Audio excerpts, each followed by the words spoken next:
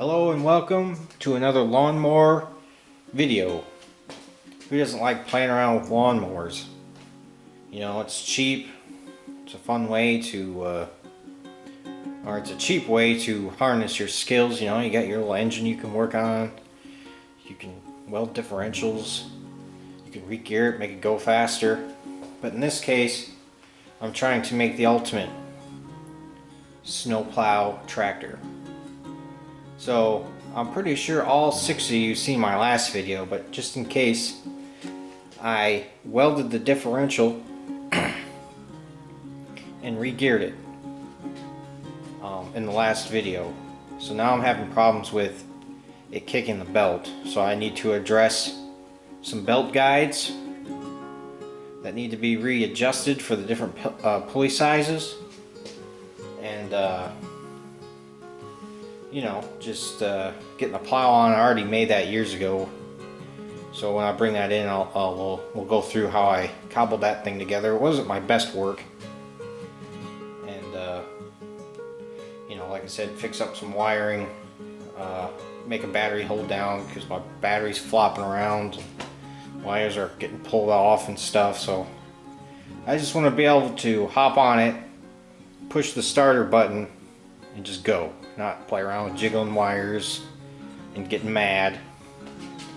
So, you know, I'm going to get to it. First thing I got to do is take off the rear fender so I can get at those belt guides. I'll show you from underneath how they're set up and what I'm going to do to fix them, and then we'll just go from there. I'm about to take this rear fender off so I can get at the belt tensioners. Or sorry, the belt guides. I had to pull the wheels off so I can get my hands in here. But you might want to put some anti-seize on these shafts because the rear tires can get you know, rust welded on, and they'll give you a real hard time.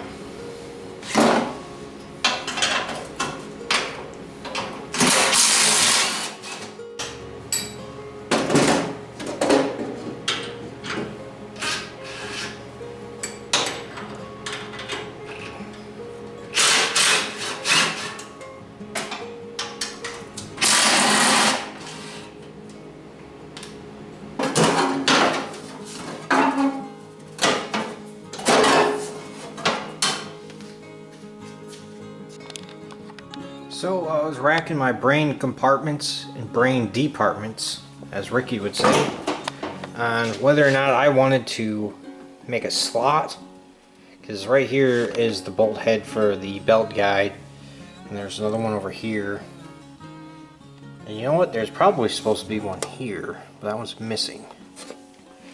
But anyway, I was trying to figure out if I wanted to slot these or just try to make a hole in the right spot, which I'll tell you what, it's not going to be easy for a guy like me. I'll show you the underneath so you can understand what's going on. Get down here. Oh, see, yeah, it's kicked the belt right now, so must have, yeah, I think I kicked the belt and I just pushed it inside. But that's what keeps happening. You can see on my new pulley up here though, where I put the bigger pulley on, that's staying on. There's a belt guide over here that I just kind of bent and made it work again. So yeah, so I just need to get in here. You see that stud sticking down? That's the belt guide. So I need to make this go over here closer. See how far away it is from the pulley? I need to get that right up against there pretty much. Let me get this belt back on so we can do some better figuring.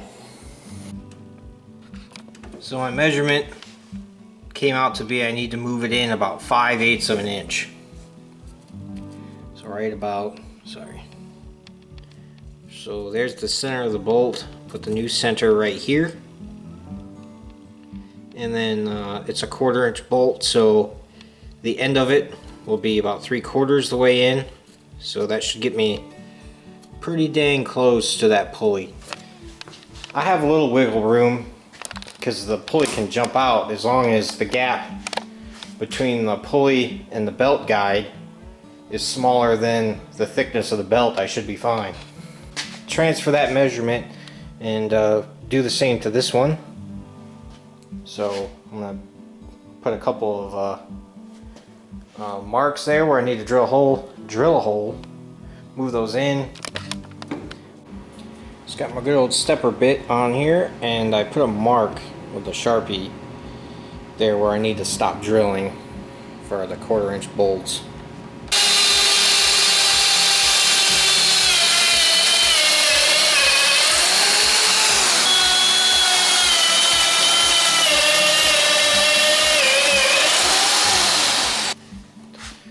I got those bolted in. I actually managed to measure them correctly somehow, so I'm pretty confident that that belt's not gonna come off again. If you look underneath, oh yeah, got it real close to that pulley. It's not rubbing or anything, but it's real close, so that belt's not gonna come off. I couldn't find, I have some 1/4" bolts that are long enough to do this third one, but they don't have threads all the way to the top. They just have, you know, 1.5 inches of threads at the bottom, so I need to find a bolt for the back, but I'll worry about that some other time. So it's been a few days. I went to Walmart, got a battery cable and some battery hold down bolts. See if we can patch up that battery hold down situation with these. Well, I went ahead and fixed this up, so I think this will be good enough for now. I got that big snowstorm coming, so I just need to get this good enough. So I went ahead and put these in, tighten down the battery. It's in there pretty good. I put my new ground on, so it should kick over now pretty easily. Yep. Now let me show you what I got going for the wiring situation. I bought this probably, I don't know, almost be 4 or 5 years ago now, and it didn't run, didn't have the key. It had like a little switch over here that did something, but it didn't work. So what I eventually did is I got this high current starter switch. I don't remember how much amperage it's rated for now, but I got rid of the starter solenoid and everything. So basically it's really simple.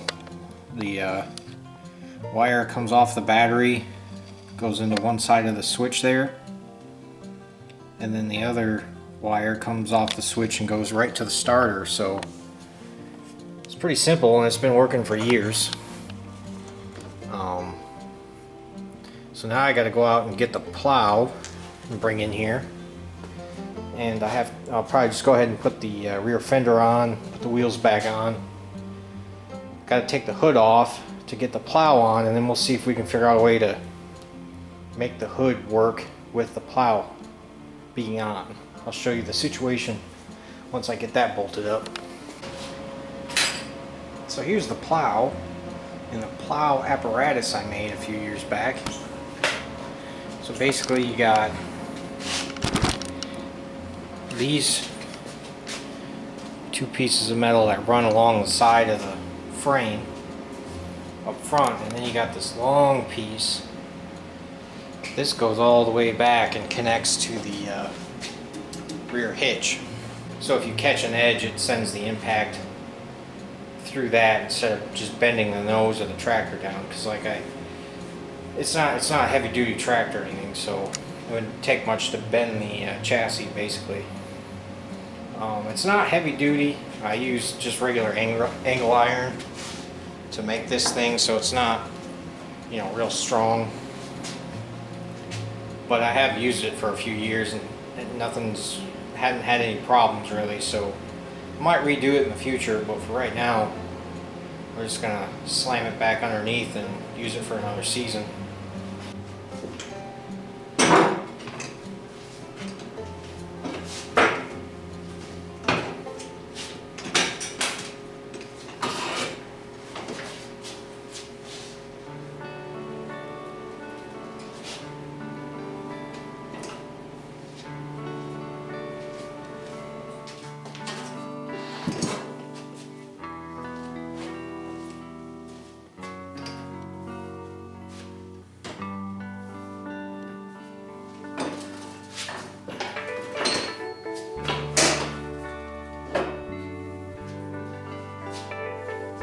Alright, I got the plow pretty much in position, so I can show you how it bolts on, how I made it. There's holes going through the side of the chassis here and there, and I just run a couple 9/16 bolts and it attaches the entire front part of the frame here. Again, it's not very heavy duty steel, but you know, it should be, it worked for a couple years. Hopefully we'll get another season out of it, and then maybe I'll redo it. What I'd like to do is maybe put like a receiver up here and just have the plow, this plate here, on a receiver, so you can just slide it on and put a pin in it. It'd be a lot easier that way. And then I'd have to probably take the frame and reinforce it all so it would just be strong enough to hold that without having to put all this big long apparatus on. That'll be for the future. So all I gotta do is put these bolts in and then put the bolt in for the back hitch, and this thing will be attached, and then I can figure out how to go about getting my hood back on, because this angle iron here blocks this area of the frame where the hood would have bolted down. So that's my problem with that.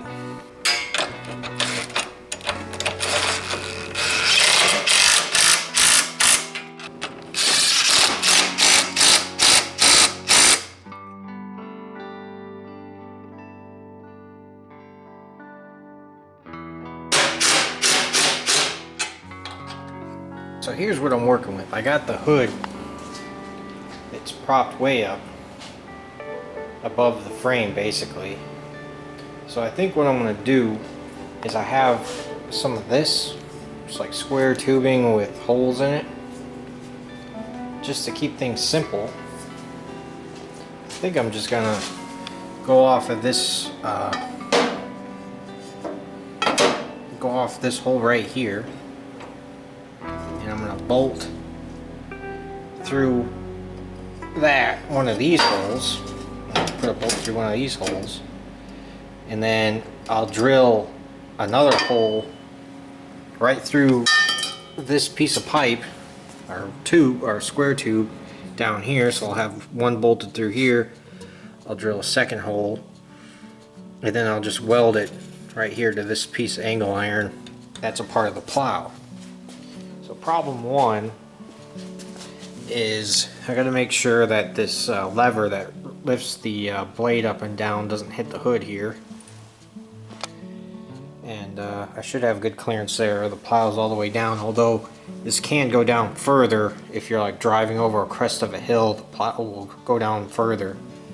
So I don't know if it'll hit that or not. Another problem is this is covering up part of the muffler, but this part of this hood here isn't really used, so I could probably just cut that right there. Here's the original mounting hole. Here's one, and then there's the other one that used to go down here. So this hole would have been for this one, and this one down here is underneath this angle. Well, I got the hood brackets on. Those ought to work fine. Just, you know, to keep the engine covered in case I want to leave it outside and it doesn't get snowed in and rained in. So I'm just going to make a put a piece of wood across this top piece here where the hood sits to raise the back of the hood up a little. Putting these tire chains on. Pick these up at Tractor Supply.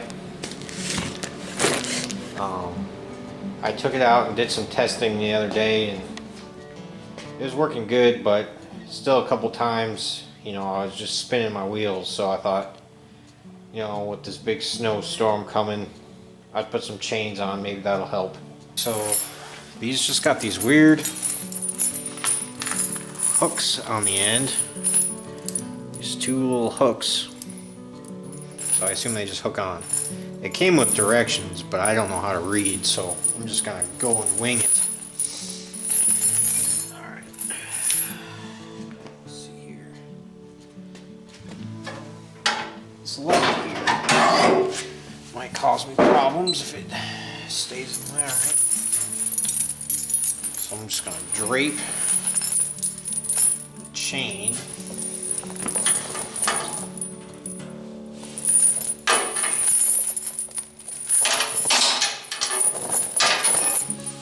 Here, just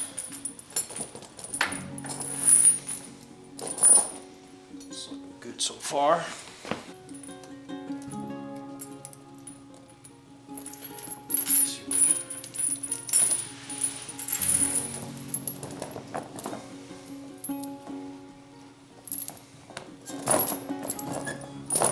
Kind of pull it tight, I guess, to where you can hook your chain.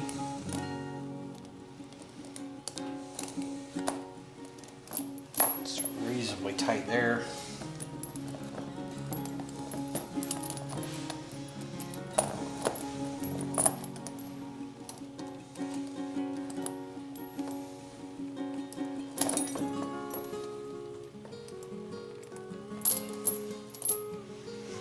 That's reasonably tight.